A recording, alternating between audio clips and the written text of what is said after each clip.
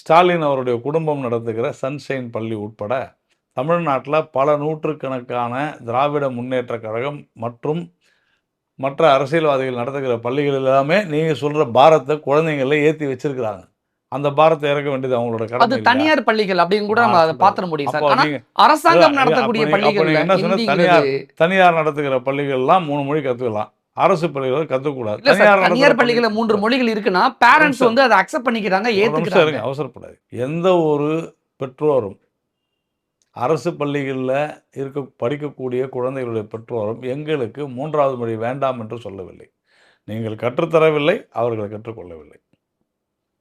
அதே மாதிரி பெற்றோர்களிடத்தில் நீங்கள் 3 மொழியை ஏற்க விரும்புகிறீர்களா அப்படின்னு கேட்டெல்லாம் கொடுக்கல. தனியார் பள்ளியிலும் அவர்கள் அதைத்தான் செய்து கொண்டிருக்கிறார்கள். அதுவும் தனியார் இந்த தேசிய கல்விக் கொள்கையிலேயாவது எந்த மொழி வேண்டுமானாலும் ஒரு ஆப்ஷன் கொடுக்குறாங்க. ஆனால் இவர்கள் நடத்துகிற தனியார் பள்ளிகள், நீங்கள் சொல்கிற திமுகவினர், குறிப்பாக முதல் குடும்பம் என்று வர்ணிக்கப்படுகின்ற முதலமைச்சருடைய குடும்பம் நடத்தக்கூடிய சன்ஷைன் பள்ளியில் எந்த மொழி வேணாலும் கற்றுக்கலான்னு இருக்குதா? கிடையாது. அங்கே ஆப்ஷன் கிடையாது. ஒன்று ஹிந்தி இருக்கும், ஹிந்தி தான் இருக்கும், வேறு எதுவும் இருக்காது.